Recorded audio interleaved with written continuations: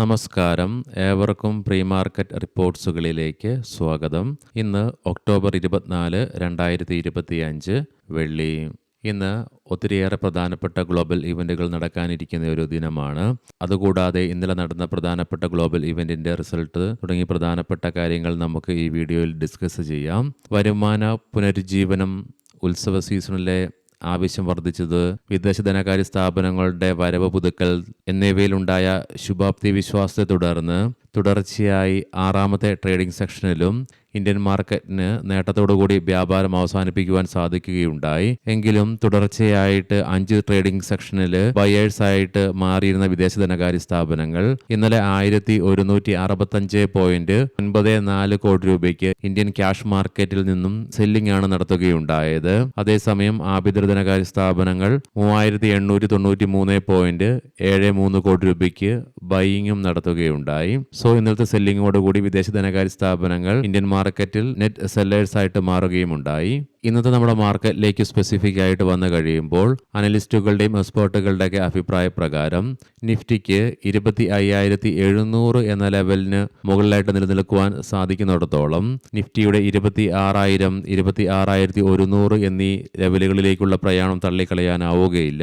ഈ രണ്ട് ലെവലുകളും നിഫ്റ്റിക്ക് അതിശക്തമായി മറികടന്നുകൊണ്ട് ഈ രണ്ട് ലെവലുകൾക്കും മുകളിലായിട്ട് നിലനിൽക്കുവാൻ സാധിക്കുകയാണെങ്കിൽ റെക്കോർഡ് ഓൾ ടൈം ഹൈ ആയ 26,277 എന്ന ലെവൽ നിഫ്റ്റിയെ സംബന്ധിച്ചിടത്തോളം അപ്പർ സൈഡിലേക്ക് ക്രൂഷ്യലാണ്.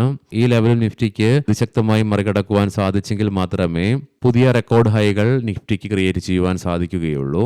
പ്രത്യേകം ശ്രദ്ധിക്കുക, ഇത് ട്രേഡ് റെക്കമെൻഡേഷൻ അല്ല, അനലിസ്റ്റുകളുടെയും എക്സ്പേർട്ടുകളുടെയൊക്കെ അഭിപ്രായങ്ങൾ മാത്രമാണ്. എഡ്യൂക്കേഷൻ പേർപ്പസിന് വേണ്ടിയിട്ടാണ് ഈ ലെവലുകൾ വിശദീകരിക്കുകയുണ്ടായത്. ഇന്നലെ പ്രധാനമായും ആകെ ഒരു ഗ്ലോബൽ ഇവന്റ് നിലനിന്നിരുന്നുള്ളൂ. അത് US നിന്നും സെപ്റ്റംബർ മാസത്തെ എക്സിസ്റ്റിംഗ് ഹോം സെയിൽസ് ഡാറ്റയുടെ റിലീസായിരുന്നു.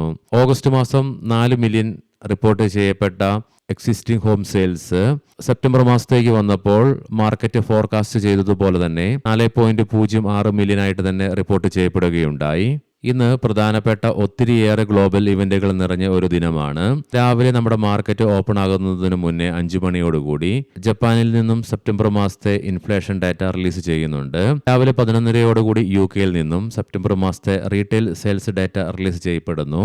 ഉച്ചയ്ക്ക് 1 മണിയോടുകൂടി ജർമ്മനിയിൽ നിന്നും ഒക്ടോബർ മാസത്തെ HCOB manufacturing PMI flash data release ചെയ്യുന്നുണ്ട്. ഉച്ചയ്ക്ക് 2 മണിക്ക് UK നിന്നും ഒക്ടോബർ മാസത്തെ SNB global manufacturing PMI flash, അതുകൂടാതെ സർവീസ് PMI ഫ്ലാഷും ഒക്ടോബർ മാസത്തെ റിലീസ് ചെയ്യപ്പെടും. വൈകുന്നേരം നമ്മുടെ മാർക്കറ്റ് അടച്ചതിന് ശേഷം US നിന്നും കഴിഞ്ഞ ആഴ്ച മാറ്റിവെച്ചിരുന്ന സെപ്റ്റംബർ മാസത്തെ ഇൻഫ്ലേഷൻ ഡേറ്റകളുടെ റിലീസ് നടത്തുന്നുണ്ട് വൈകുന്നേരം 6 മണിയോടുകൂടി.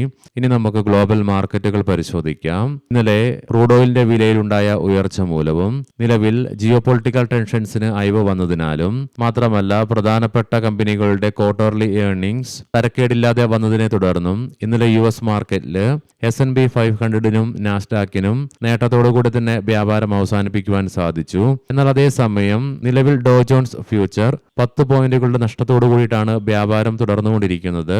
യൂറോപ്യൻ മാർക്കറ്റ്സിലേക്ക് വരുമ്പോൾ ഇന്നലെ US മാർക്കറ്റുകളുടെ നേട്ടത്തെ തുടർന്നും മാത്രമല്ല ക്വാർട്ടർലി ഏർണിംഗ്സ് മോശമില്ലാതെ വരുന്നതിനാൽ തന്നെയും 3 യൂറോപ്യൻ മാർക്കറ്റ്സിനും ഇന്നലെ നേട്ടത്തോടുകൂടി തന്നെ വ്യാപാരം അവസാനിപ്പിക്കുവാൻ സാധിക്കുകയുണ്ടായി. ഗിഫ്റ്റ് നിഫ്റ്റിയുടെ നിലവിലെ ഇൻഡിക്കേഷൻ പ്രകാരം പോസിറ്റീവായിട്ടുള്ള ഒരു ഓപ്പണിംഗ് ആണ് ഇന്ന് നമ്മുടെ മാർക്കറ്റിൽ എക്സ്പെക്ട് ചെയ്യുവാനായിട്ട് സാധിക്കുക. ഏഷ്യൻ മാർക്കറ്റ്സിലേക്ക് വരുമ്പോൾ ജപ്പാൻ മാർക്കറ്റ് 1% കൊറിയൻ മാർക്കറ്റ് 1%-ലേറെയും നേട്ടത്തോടു കൂടിയിട്ടാണ് ഇന്ന് വ്യാപാരം ആരംഭിച്ചിട്ടുള്ളത്. കമോഡിറ്റിയിൽ ബ്രെന്റ് ക്രൂഡിന്റെയും ക്രൂഡ് ഓയിലിന്റെയും വില ഇന്നലെ അതിശക്തമായി ഉയർച്ച രേഖപ്പെടുത്തിയെങ്കിലും നിലവിൽ നേരിയ ഇടിവാണ് അനുഭവപ്പെടുന്നത്. അതേസമയം ഗോൾഡിന്റെ വിലയിൽ നേരിയ ഉയർച്ചയാണ് നിലവിൽ അനുഭവപ്പെടുന്നത്. ഇനി നമുക്ക് സ്പെസിഫിക് ആയിട്ട് നിഫ്റ്റിയുടെയും ബാങ്ക് നിഫ്റ്റിയുടെയും ടെക്നിക്കൽസിലേക്ക് പ്രവേശിക്കാം. നിഫ്റ്റിയുടെ PCR ഇന്നലത്തോടുകൂടി മാറിമറിയുകയുണ്ടായി. 0.86 എന്ന നിലയിലേക്ക് എത്തിച്ചേർന്നു. മാക്സ് പെയിൻ 25,850 എന്ന ലെവലിലും പ്രോഫിറ്റ് ബുക്കിങ്ങിനെ തുടർന്ന് ഹയർ ലെവൽസിലുള്ള സെല്ലിംഗ് പ്രഷറിനെ സൂചിപ്പിച്ചുകൊണ്ട് മൈനർ അപ്പർ ഷാഡോയോട് കൂടിയിട്ടുള്ള ബെയറിഷ് കാൻഡിൽസ്റ്റിക് പാറ്റേൺ ആണ് നിഫ്റ്റിയുടെ ഡെയിലി ചാർട്ട്സിൽ നിന്നും ദൃശ്യമാകുന്നത്. എങ്കിലും നിഫ്റ്റിക്ക് അതിന്റെ എല്ലാ ക്രൂഷ്യൽ കീ മൂവിംഗ് ആവറേജുകളുടെ മുകളിലായിട്ടും വ്യാപാരത്തിൽ തുടരുവാനായി RSIയും ബുള്ളിഷ് ടെറിട്ടറിയിൽ തന്നെയായിട്ടാണ് നിലകൊള്ളുന്നത്. മന്ത്ലി ഓപ്ഷൻസ് ഡാറ്റ പ്രകാരം കോൾ സൈഡിലേക്ക് 26,500 എന്ന സ്ട്രൈക്കിലാണ് ഏറ്റവും കൂടുതൽ ഓപ്പൺ ഇൻട്രസ്റ്റ് കാണുവാൻ സാധിക്കുന്നത്. അതേ സ്ട്രൈക്കിൽ തന്നെയാണ് ഏറ്റവും കൂടുതൽ റൈറ്റിംഗ് നിലവിൽ കാണുവാനായിട്ട് സാധിക്കുക.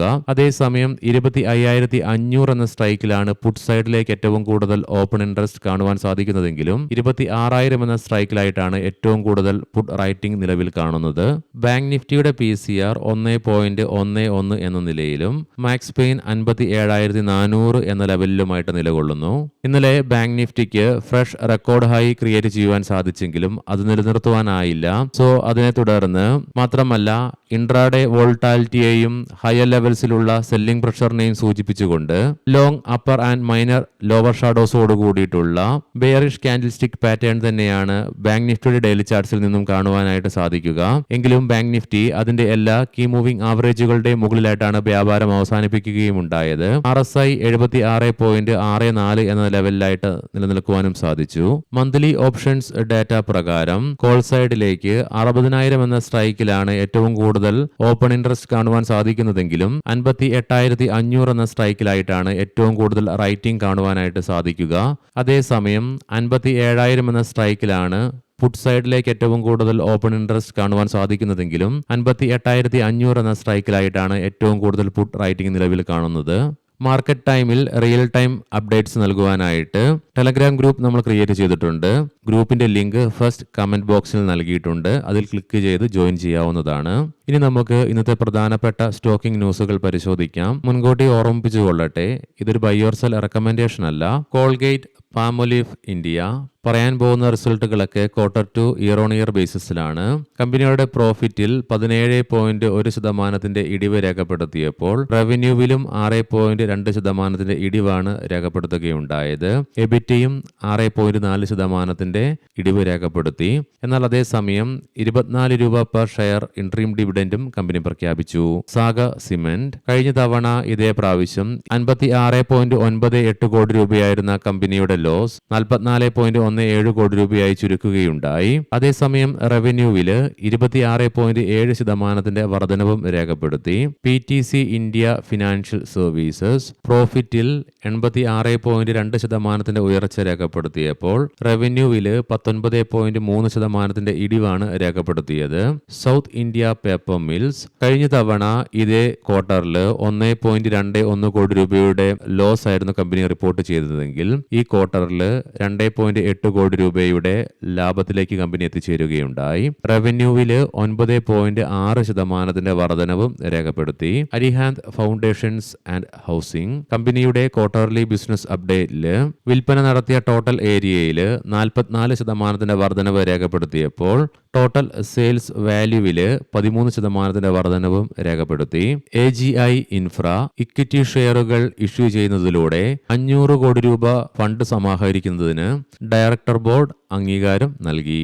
ഡിഫൻസ് സ്റ്റോക്ക് സായുധ സേനയുടെ കഴിവ് വർദ്ധിപ്പിക്കുന്നതിനായി ഏകദേശം 79,000 കോടി രൂപയുടെ പ്രതിരോധ സംരംഭ നിർദ്ദേശങ്ങൾക്ക് ഡിഫൻസ് അക്വിസിഷൻ കൗൺസിൽ അംഗീകാരം നൽകിയെന്നുള്ള വാർത്തകൾ. ഏവർക്കും നല്ല ഒരു ട്രേഡിംഗ് ദിനം ആശംസിക്കുന്നു. വൈകുന്നേരം പോസ്റ്റ് മാർക്കറ്റ് റിപ്പോർട്ട്സുമായി കണ്ടുമുട്ടാം. നന്ദി, നമസ്കാരം.